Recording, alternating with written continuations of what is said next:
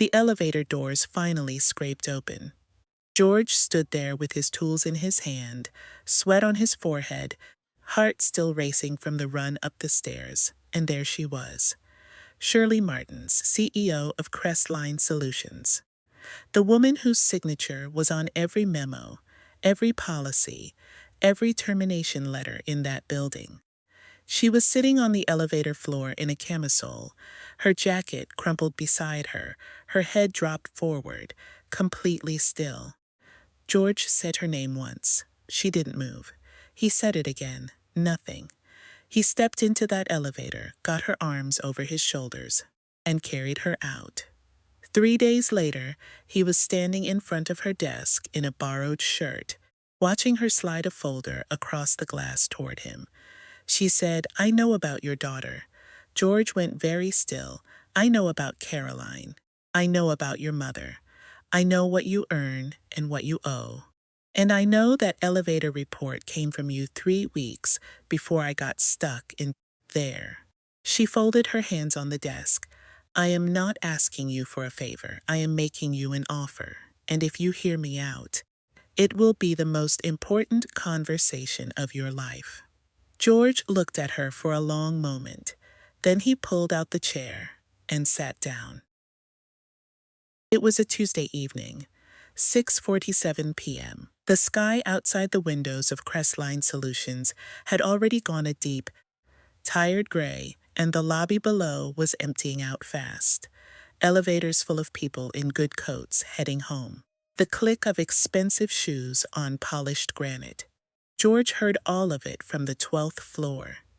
He was on his knees beside an open ventilation panel, flashlight clamped between his teeth, hands working a bolt that had been stripped just enough to make the whole job twice as long as it needed to be. His knee ached from the hard tile. His back had been talking to him since noon. He was 29. He had the kind of tiredness that didn't come from one long day. He pulled the flashlight from his teeth and sat back on his heels. He did the math in his head. He always did the math. Caroline's clinic visit was Thursday. The balance at Meridian Pediatric had been sitting for 8 months. His mother, Margaret's blood pressure medication, needed refilling by Friday. The overtime time tonight would not enough, but it would help. Caroline was 5 years old, diagnosed with sickle cell disease before she could walk. She was at Mrs. Pearson's apartment right now, probably spread out at the kitchen table with her crayons, tongue pressed to the corner of her lip, the way she always did when she was concentrating. She called him Daddy Fix-It, because he fixed things at the building. She told her whole kindergarten class that her daddy fixed everything. He picked up the wrench and went back to the bolt. George had worked at Crestline Solutions for 5 years. He knew the building the way you know your own body. He knew the elevator in Bank C needed its cable tension adjusted. He had submitted that maintenance report 3 weeks ago. It was logged. Nothing happened. These things moved slowly when they came from maintenance. That was just how it worked. He finished the ventilation panel at 7:30, packed his tools, and started his final walkthrough. He had no idea that 2 floors above, in the executive suite, Shirley Martins had just closed the last file on her desk. Shirley had been CEO of Crestline Solutions for 11 years. She had taken a company with a reputation for being adequate and turned it into something the industry actually paid attention to. She walked into rooms and made people feel she was the most certain person in them. She was not always that way, but nobody needed to know that. Tonight her desk held 3 printed documents, 2 legal briefs, and a handwritten list of board member names. Raymond Holt's name was underlined twice. Holt had been building a case against her for 6 weeks, calling it a leadership concern, calling it erratic decision-making. The real reason was a development deal she had killed 3 months ago A deal that would have made Holt and two allies very rich and left Crestline buried in debt. She had ended it in one meeting. Holt had smiled and said he understood. Then he started making calls the following week. Tomorrow's board meeting was the result of those calls. Shirley packed her briefcase, put on her jacket, and pressed the elevator button at 7:42 p.m. She had been having breathlessness episodes for 3 weeks. A tightening in her chest that came and went. She had a cardiologist appointment scheduled for next month. She had not moved it earlier because she could not afford to look fragile right now. The elevator arrived. She stepped in. The doors closed. Between the 18th and 19th floor, the elevator shuddered. A low groan moved through the walls. Then it stopped. She pressed the door open button. Nothing. She pressed the emergency call button. The line crackled once and went dead. She checked her phone. No signal. The air was already warm and getting warmer. She took off her jacket and set it on the floor. In her camisole, she leaned against the wall and focused on her breathing. Slow, even. She was not going to panic. She tried the phone again. Still nothing. She slid down the wall and sat on the elevator floor with her back against the cool metal panel. She pulled her knees up. She breathed. She thought about tomorrow's board meeting. She thought about Holt's patient smile. She thought about the cardiologist appointment she kept telling herself could wait. Then the edges of her vision softened, and she stopped thinking about anything at all. On the 12th floor, George was finishing his walkthrough when he passed the maintenance monitoring panel near the service corridor. A small red light was blinking. Elevator bank C stopped between the 18th and 19th floor. He checked his watch. 7:53 p.m. The building should be empty.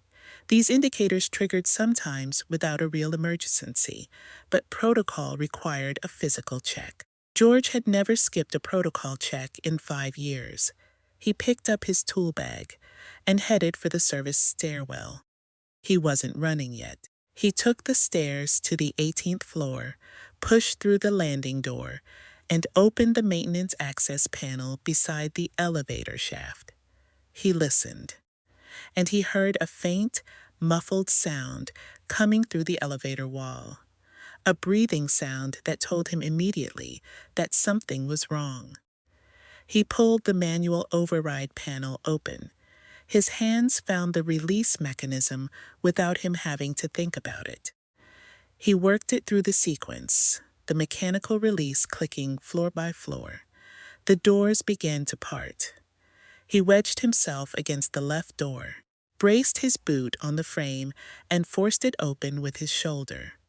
The elevator floor sat 6 inches below the landing. He saw the jacket first, then the briefcase, then Shirley's Martens against the back wall, head dropped forward, arms slack. Miss Martens. Nothing. He stepped down into the elevator and pressed 2 fingers to the side of her neck. The pulse was there, fast, uneven, but there. He got her arms over his shoulders, got his weight underneath her, and lifted. He took the stairs down, 1 floor at a time, her weight across his shoulders, his fingers on her wrist, counting the beats the whole way down. He came out through the building's side entrance. A rideshare was idling at the curb. George walked to the window and knocked. "I need you to take us to the nearest hospital, right now." The driver looked at him, looked at Shirley, unlocked the doors. George sat in the St. Clement's waiting room in his maintenance uniform with his tool bag at his feet. The doctors had taken Shirley through the double doors 15 minutes ago. A nurse had asked if he was family. He said no.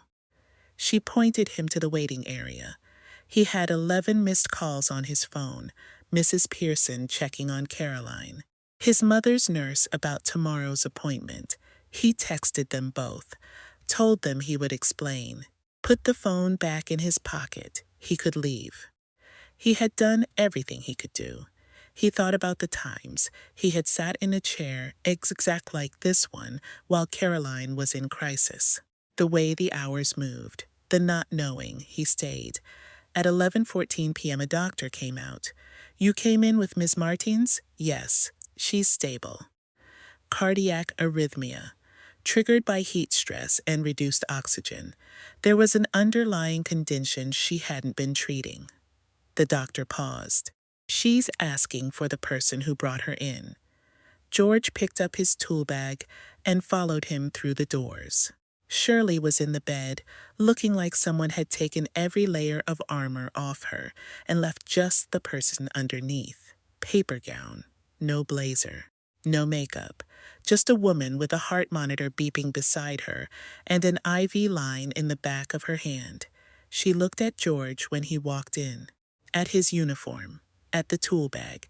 "You work maintenance," she said. "Yes, ma'am." The monitor beeped steadily. "You stayed." "Yes, ma'am." She looked at the ceiling for a moment, then back at him. "What's your name?" "George." "George Carter," she said it quietly to herself.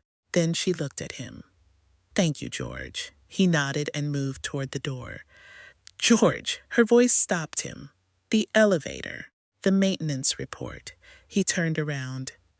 "I submitted it 3 weeks ago," he said. "It was logged. Nothing was actioned." A silence sat between them that neither of them tried to fill. "I'll need to speak with you," she said, "properly, when I'm out of here." George nodded and walked out. He took the stairs to the ground floor and stepped out into the night. The city was loud and moving and completely indifferent. He stood on the sidewalk for a moment, tool bag in hand. Then he started walking toward the bus stop. Caroline had a clinic visit Thursday. Margaret needed her medication Friday. The math was still the same math, but something about that hospital room kept him thinking the whole ride home. Before we get to that conversation across the glass desk, drop a comment and tell us where you are watching from. And if this story already has you feeling something, hit the like button and subscribe, because what comes next is where everything changes. George's fear, the folder, the offer, and the board meeting. You do not want to miss it. 3 days after the hospital, George got a message through the maintenance department. It was passed down from Priya, Shirley's assistant, short and precise, the way everything from the executive floor tended to be. George Carter is to report to the executive suite at 10 a.m. No uniform, business casual. George read it twice, then he folded it and put it in his back pocket. He did not own business casual. He borrowed a plain dark shirt from his neighbor down the hall. It was slightly too big across the chest. He tucked it in anyway and took the elevator up to the 30th floor at 5 minutes to 10, which was the first time in 5 years he had taken the front elevator instead of the service one. Priya met him at the reception desk. She looked at the shirt. She didn't say anything. She led him down the corridor past the boardroom, past the framed press coverage on the walls, past all the things that decorated the version of Crestline Solutions that the public was supposed to see. She stopped at Shirley's office door, knocked once, and opened it. "Mr. Carter," she said, and stepped aside. George walked in. Shirley was at her desk, back straight, blazer on, hair pulled back tight. 3 days out of a hospital bed, and she looked like she had never been in one.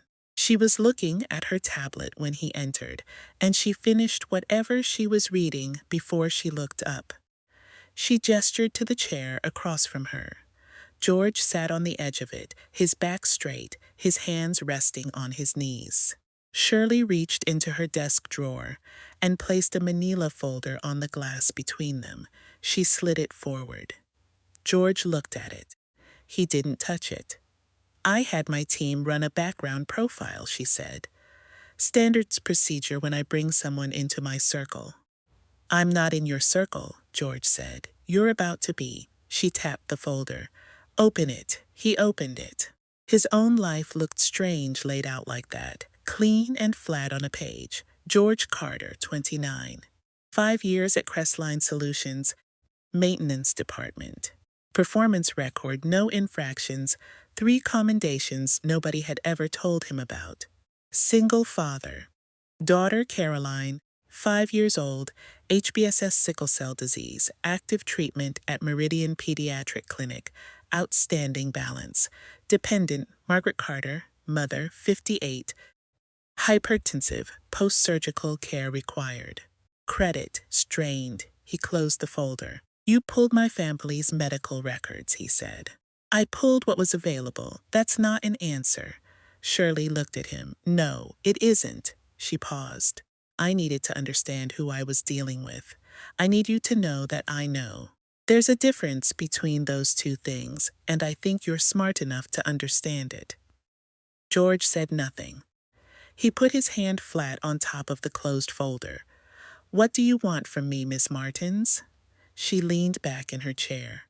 Slow and careful, the way a person moves when something still hurts. 3 board members are planning to use what happened in that elevator to remove me as CEO. They will frame it as a breakdown, erratic behavior. A woman who stayed alone in the building after hours and was found in a state of undress, unconscious by a maintenance worker. She paused. That is the story they will tell if I let them. And the real story?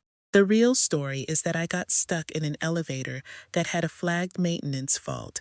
Nobody actioned for 3 weeks. The real story is that a cardiac condition I had not yet treated was triggered by heat and reduced oxygen.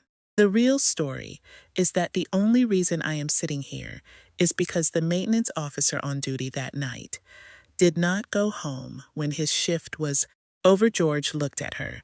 I need someone in this building I can trust, she said. Someone outside my existing circle. Someone with no political stake in what happens at this board table. And I need someone who was in that elevator corridor and can speak to exactly what they saw when the time comes. You want me to testify. I want you to tell the truth. The truth is enough. But I need to know you'll be there to tell it. George was quiet for a moment. And in exchange, he said. Shirley opened the folder to the last page and turned it to face him. He read it. He read it again. Executive Facilities and Security Liaison. A real title with real operational authority over the building's infrastructure. Salary, 3 times his current rate.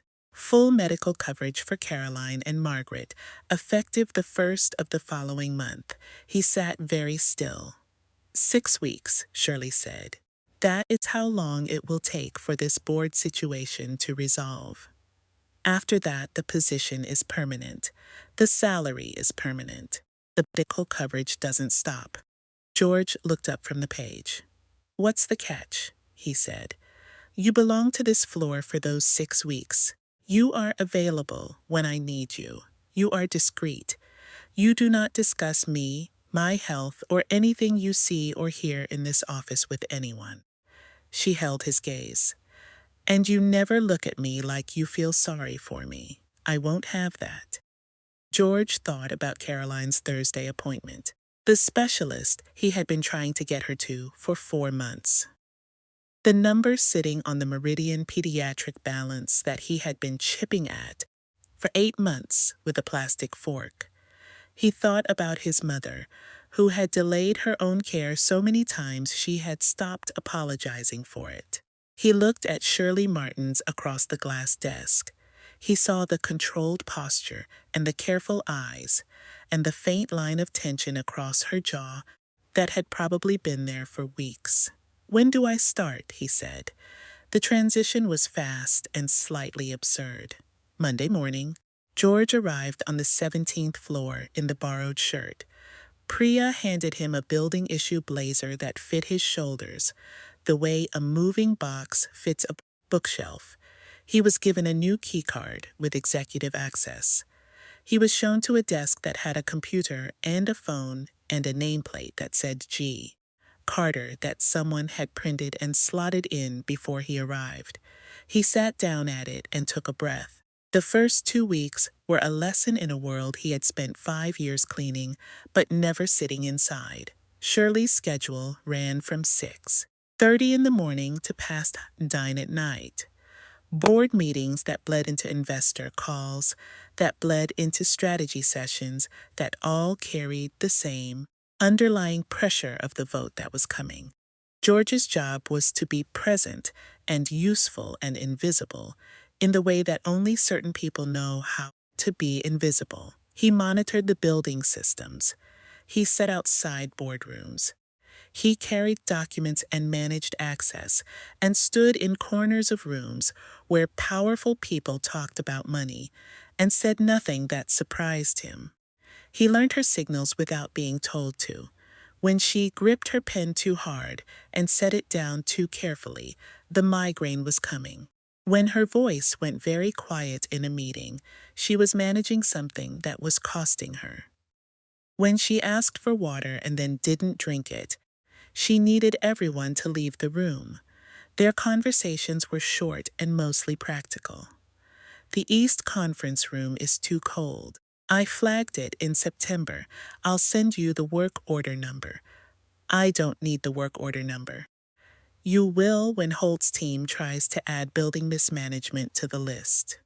You'll want to show it was reported before you were CEO of record for that quarter. A pause. Send me the work order number, already in your inbox. It was the end of the 4th week when it happened. They had both stayed late again.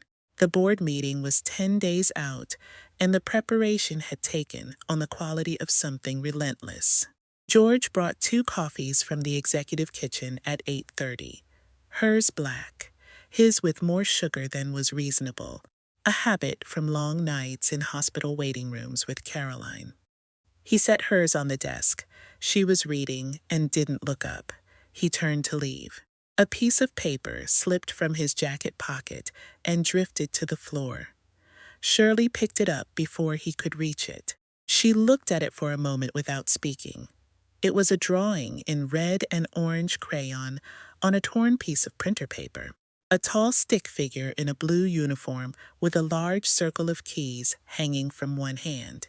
Beside him, a smaller figure with big round eyes, and a crown made of scribbled curls. At the top, in careful uneven letters, Caroline had written, "Daddy Fix-It and Princess Caroline." "She draws you in your uniform," Shirley said. "Every time," George said. "She says the keys are the best part." Shirley looked at the drawing a moment longer. Her thumb moved across the crayon lines once, very lightly. "Sickle cell," she said. "How often does she crisis?" George leaned against the doorframe. "Bad months twice. Good months we get through without the ER. And when she does crisis. We go in. I sit with her. I count her breaths until they even out." He paused. "Same thing I did with you." In the elevator, Shirley looked up at him. The office was very quiet. "Is the coverage working?" she said. "The medical plan." She sees the specialist Friday. First time I won't be sitting in that waiting room, calculating what I can't cover afterward. Shirley set the drawing down on the desk carefully, the way you set something down when you don't want to crease it. "My mother was sick for a long time," she said. She was looking at the window when she said it, at the city reflected dark in the glass. "I learned to run a meeting the same way I managed her medication schedule. Everything timed, everything controlled. I thought if I kept everything in order around her, she wouldn't get worse." George looked at the side of her face. "Did it work?" he said. A long pause. "Sometimes," she said. She picked up the drawing and held it out to him. He took it, folded it back along the same crease, slid it into his pocket. "Good night, Miss Martins. Shirley." She said it to the window. "When it's just us and the building is empty, it's Shirley." George nodded once and walked out. The board meeting was on a Thursday morning. George sat at the end of the long glass table in the borrowed blazer. 12 chairs. The Holt faction on one side, 3 men and 1 woman who all had the same careful, patient expression. Shirley's allies on the other. Shirley at the head of the table, posture perfect, hands folded. Holt's lawyer presented the motion. The CEO found alone in the building after hours, unconscious, in a state of undress. A pattern of poor risk management, evidence of instability. Then they called George. He did not move differently when he sat forward in the chair. He did not look around the table. He looked at the lawyer and he spoke the way he spoke to Caroline on bad nights. Low, even, no extra words. He described the fault indicator light. He described the maintenance report he submitted 3 weeks before the incident, and he placed the time-stamped copy on the table. He described the manual override procedure. He described opening the elevator doors and what he found. Mims Martins had removed her jacket because the temperature inside the elevator had increased significantly during the entrapment. That is what a person does when they are too hot and they cannot breathe. It is sensible. It is not erratic. He placed the building safety protocol documentation on the table beside the maintenance report. The instability in this building that evening was not Ms. Martins. It was a submitted maintenance report that sat unactioned for 3 weeks. That report came from me. It was logged by the facilities department, which reports to this board. If you want to discuss risk management, that is where I would start. Holt's lawyer opened his mouth. I'm not finished, George said. He finished. The room was quiet when he was done. The vote failed. The motion collapsed. Holt gathered his papers with the careful, controlled movements of a man who had not expected to lose and was not going to show it. After the room emptied, Shirley sat at the head of the table.